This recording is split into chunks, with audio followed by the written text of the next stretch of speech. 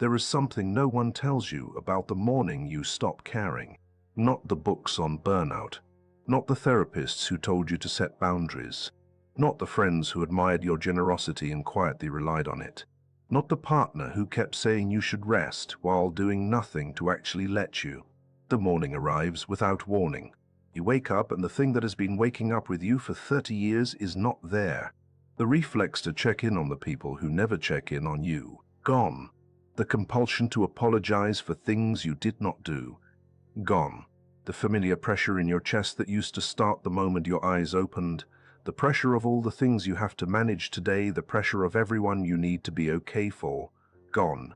You sit on the edge of the bed for a long minute, and you notice the silence.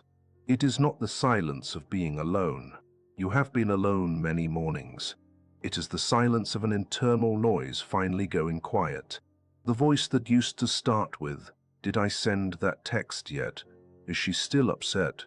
Should I have done more for him? Am I being a good enough daughter? Good enough partner? Good enough friend? Good enough friend? Good enough person?" That voice has stopped. Not paused, stopped. The way a radio that has been on in another room for so long you forgot it was on finally gets turned off, and you only notice the silence by what is no longer there. You wait for the voice to come back. You sit on the bed and you wait. It does not come back. By the time the coffee is made, you understand that something has happened during the night, but the language you have does not yet describe. You did not become a bad person. You did not stop loving anyone. You simply, at some point you cannot pinpoint, stopped caring in the way you have been caring your whole life. Carl Jung studied this exact moment for 40 years. He saw it in patients in their late 30s, in their 40s, in their early 50s. He saw it in himself, in a year he later wrote about with unusual precision. He came to believe it was the single most misunderstood psychological event in the second half of adult life, and the one almost no school of psychology was equipped to honor without trying to fix it. He called it the Great Quieting. He believed the Great Quieting was not the breakdown the patient feared it was.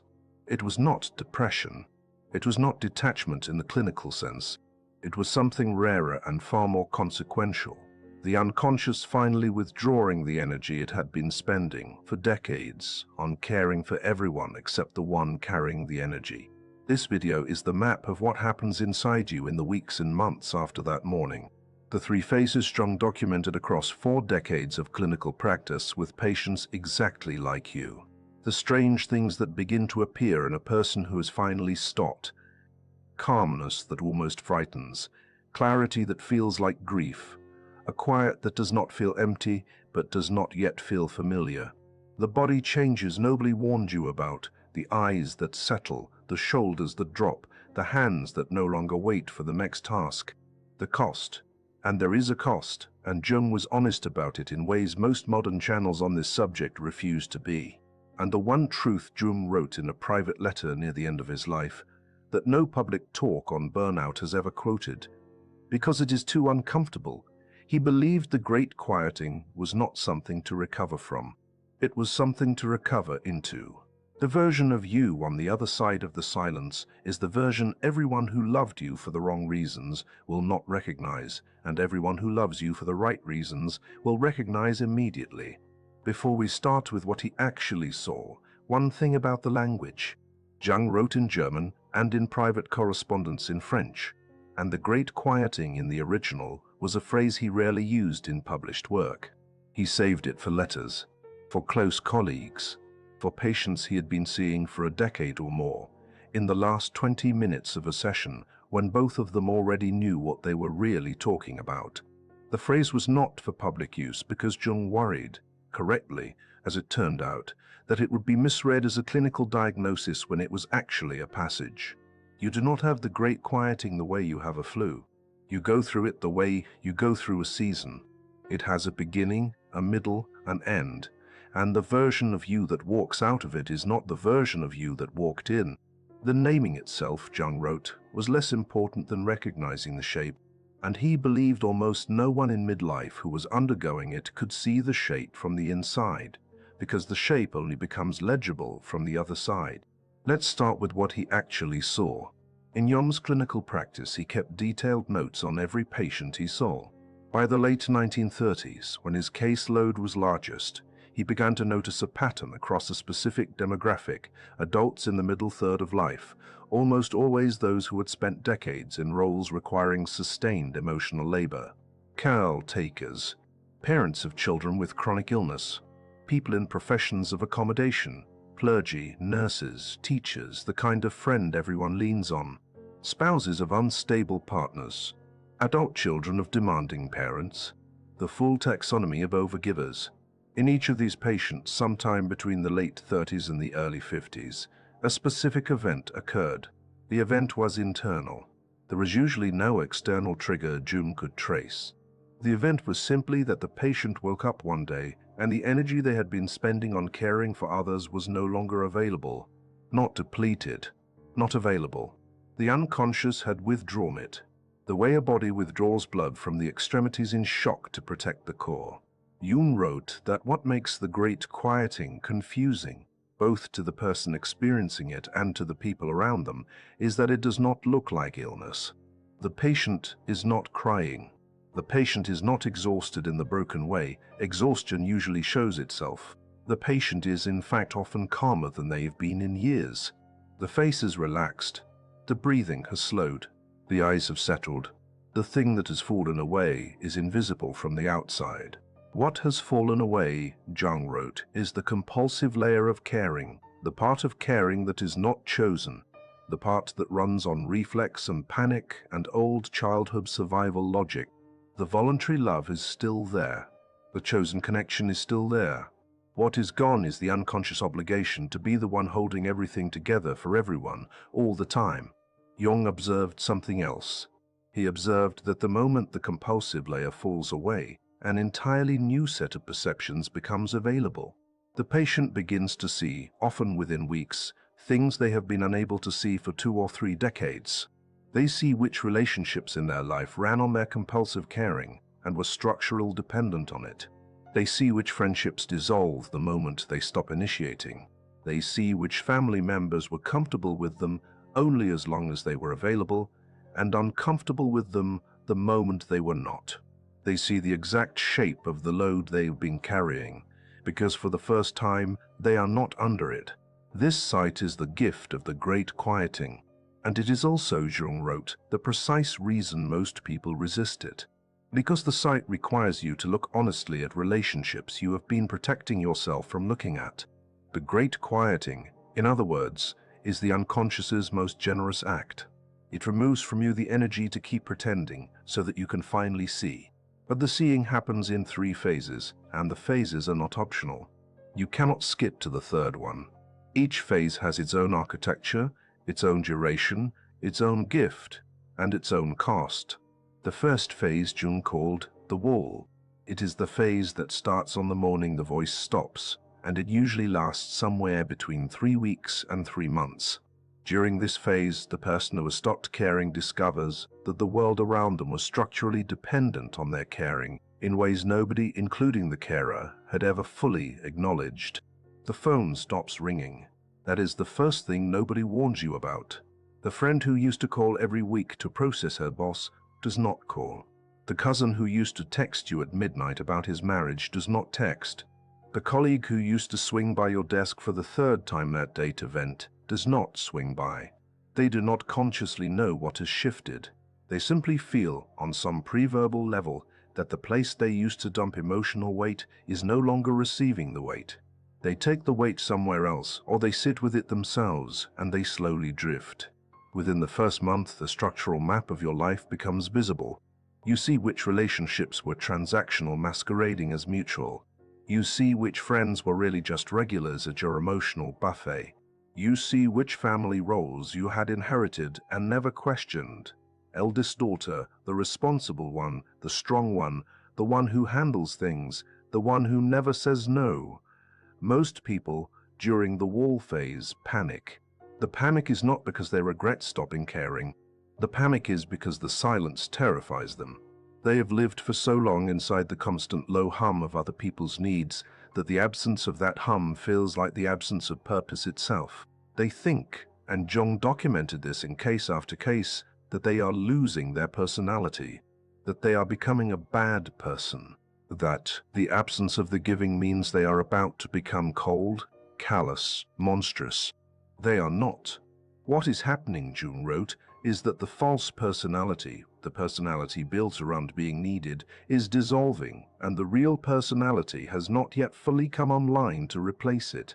The space between the two is the most disorienting psychological gap a human being can stand in. It feels like nothing. It feels like loss. It feels like everything you were is leaving. The instruction Jung gave his patients in this phase was always the same.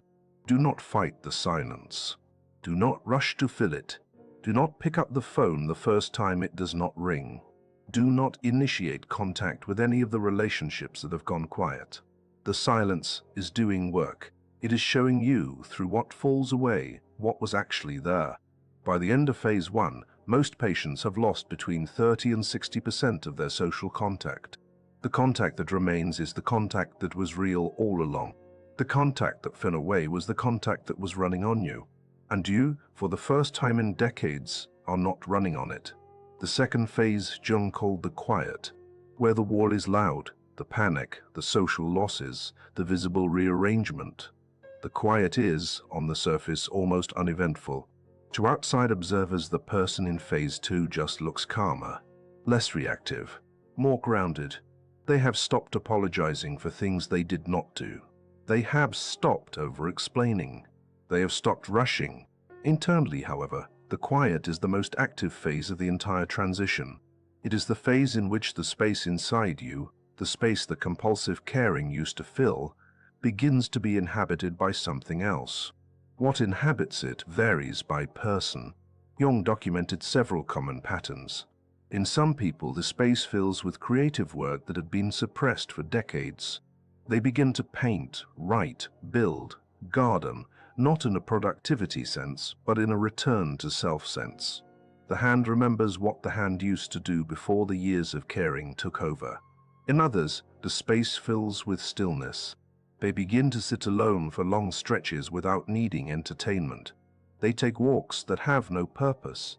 They begin to read books they had been meaning to read for 15 years. The reading is different now, slower, deeper, more receptive. Things land. Sentences that would have skimmed past them 6 months ago now sit with them for days. In a third group, the space fills with memory. Specifically, with the memory of the years they were not present for, because they were too busy being present for everyone else. Old photographs become strange to look at.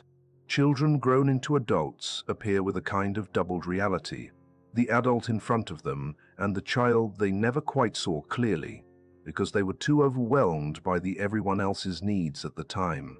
Some of this memory work is grief. Most of it is reclamation. Jung wrote that the quiet phase is the phase in which a person meets themselves for the first time as an adult, not the role they were playing, themselves, the actual unmediated self that was buried under the persona of the helpful one for so long that they had forgotten it existed. This meeting is rarely dramatic. It is almost always quiet. It happens on a Tuesday afternoon while you are folding laundry, and you realize you have been folding the laundry without performing the folding, without narrating the folding to an imagined audience, without anyone in your head watching you fold. It is the strangest small moment of arrival. The first time in 3 decades you've done a thing without simultaneously checking whether it was okay with someone. The quiet phase usually lasts 3 to 9 months. Some people stay in it longer. The duration is not optional and is not predictable. It ends when it ends, and the ending is marked by a specific event Jung documented carefully. The moment what was called the strangeness begins. The third phase Jung called the strangeness, and it is the phase that gives this video its title. The strangeness is what begins to appear in you after the wall has done its sorting and the quiet has done its reclaiming. It is the most consequential phase of the great quieting because what appears in it is permanent. The wall sorted what was around you. The quiet reclaimed what was inside you. The strangeness brings online something that was never there before. Jung found the strangeness difficult to describe in his clinical writing, and his late letters returned to it again and again as he tried to find language adequate to the phenomenon. The best phrase he settled on was expanded perception. The person who has been through the wall and the quiet begins, in the months that follow, to perceive things at a depth and a speed that the previous version of themselves could not have managed, even if they had wanted to. They walk into a room, and they read it in 3 seconds. Not in the anxious, hyper-vigilant way they used to read rooms when they were responsible for managing everyone's emotions. In a still way. They see who is well, who is not, who is performing, who is real. They see it and they do not feel obligated to do anything about it. The seeing is its own thing. They have conversations with people they have known for 20 years, and they hear for the first time what those people have actually been saying. The defensive layer of their listening, the layer that was always rushing to figure out how to help, has fallen away. What replaces it is a kind of patient attention that allows the speaker to say things they did not know they were going to say, because for the first time the listener is not steering. They begin to sleep differently. Specifically, and Jung documented this in unusual clinical detail, they begin to wake at 4 in the morning with a clarity they used to dread but no longer dread. The 4 a.m. hour, the hour the anxious overgiver used to spend rehearsing tomorrow's emotional labor, becomes the hour of the most lucid thinking they have ever done. Many of the patients Jung documented made their largest life decisions in this hour, during this phase. The strangeness also produces a particular physical effect that other people notice before the person experiencing it does. The person looks younger in the eyes and older in the face at the same time. Younger because the chronic micro-vigilance has left the eyes, older because the depth has finally settled into the bone structure of the face. Both changes are mistaken by acquaintances for separate causes. They are the same cause. By the end of phase 3, the person who stopped caring has become someone the people who knew them 6 months ago do not entirely recognize. The kindness is still there. The capacity for love is still there. What is gone is the layer of compulsive accommodation that everyone used to call a personality, but that Jung said was always closer to a costume. The costume is off. What is underneath is consequential in the original sense of the word, unable to be ignored, unable to be moved around, unable to be made smaller by anyone else's discomfort with it. I want to spend a section on the body because Jung was specific about it, and because almost no modern channel on this subject talks about it directly. The first body change is sleep. The anxious overgiver, before the great quieting, sleeps the way a guard dog sleeps. Light. Vigilant. The 4 a.m. wake-up is anxiety wake-up, the body bracing for the day's emotional labor. In phase 3, this changes. Sleep becomes deep in a way the patient often cannot remember being deep since childhood. The dreams grow longer and stranger and more vivid. Many patients report for the first time in their adult life remembering dreams. The second body change is appetite. The compulsive carer often eats the way a stressed person eats, late, irregularly, while doing 6 other things, often not really tasting. After the great quieting, this changes. The person begins to eat earlier, more slowly, with more attention. Food tastes like food again. Hunger registers as hunger rather than as a thing to ignore until it becomes desperation. The third body change is posture. People who have spent decades caring for others carry it in the upper back, a slight forward lean, a slight tightness in the trapezius, a slight forward jut of the chin from leaning toward whoever was speaking.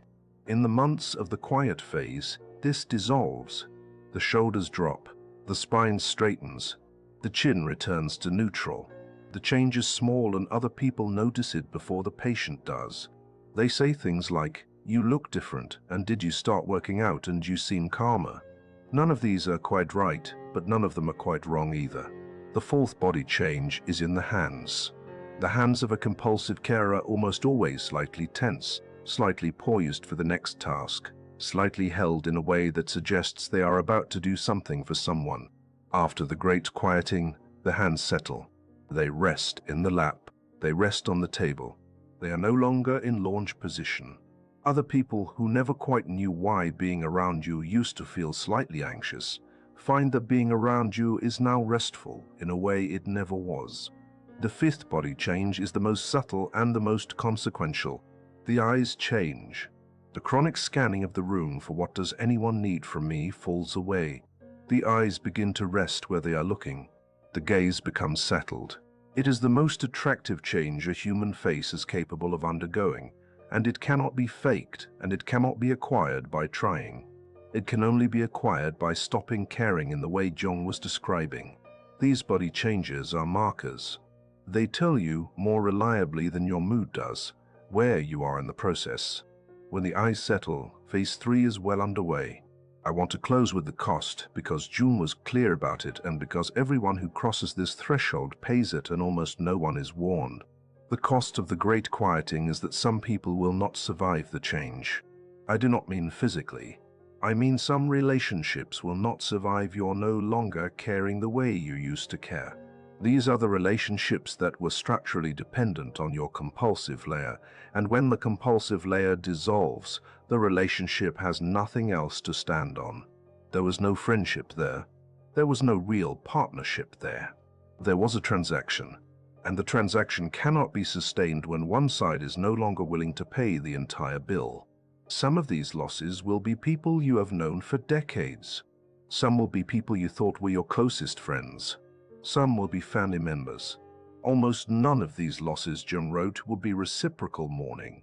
The other party will simply drift, redirect their needs to someone else, and rarely look back. The asymmetry of the loss is part of why it hurts. You will grieve them. They will not in any equivalent way grieve you. The cost of the great quieting is also the cost of seeing clearly. There are things about your own life, your own choices, your own 20-year stretches of accommodation that the compulsive caring was protecting you from looking at. After the great quieting, the protection is gone. You will see the years that were lost. You will see the energy that was spent on people who never spent it back. You will see the version of yourself that was buried under all of it. The seeing is not optional, and the grief is real. But Jung was clear in his late writing that the cost was worth paying. He wrote in a 1959 letter that the great quieting was the only doorway in the second half of life that opens onto the version of you that you were always going to become if the first half of your life had not been spent carrying everyone else. The version you become on the other side, he wrote, is not a colder version. It is not a less loving version. It is the version with the energy finally returned to you, the version with the perceptions finally available, the version with the relationships that survived, being the relationships that were always real. That version is not what the people you were carrying wanted you to become. It is what you were always meant to become. And the people who can stand next to it without flinching are the people who will be next to you for the rest of your life. The others were going to leave one way or another. The great quieting just made them leave honestly. If you're watching this and you suspect the great quieting has started for you, if the phone has gone quiet, if the 4 a.m. wake-ups have become lucid instead of anxious, if your hands have begun to rest in your lap without checking the clock, if your eyes have settled, Jung would want you to know one thing. You are not breaking. You are arriving. Stay with the silence. Stay with the seeing. Stay with the slow, almost invisible work of becoming the person you were going to be all along. The version of you on the other side is the one Jung said the world needs most. And you cannot get there by caring the way you used to care. You can only get there by letting the unconscious do what it has been waiting 40 years to do. Withdraw the energy, return the perception, and bring online what was always going to come online. Before you go, one last thing, a very small thing, and then a very large one. The very small thing is this. If anything you have heard in this video has felt familiar in a way that frightened you, that is not a sign you are getting worse. It is a sign you are recognizing the shape. The recognition is the first step of arriving. The recognition is part of the seeing Jung was talking about. You have already, by listening this far, done more honest internal work than most people in midlife ever do. Stay with it. The very large thing is this. If you have stood in your kitchen one recent morning and noticed the silence inside you, the absence of the voice that used to wake you up every day with everyone else's needs, Leave the number 7777 in the comments below. In the symbolic language Jung worked with throughout his life, 777 marks the moment a long-time overgiver recognizes the great quieting has begun in them. The number is private. It is not an opinion. It is just a mark you are leaving on this conversation, so the next person who finds this video knows they are not alone in it. Leave it below. Let it mark this moment. If something in this video found you the way Jung said it would, at exactly the time you needed it, subscribe and stay close. There is more of this work ahead, and you were made for every layer of it. Until next time.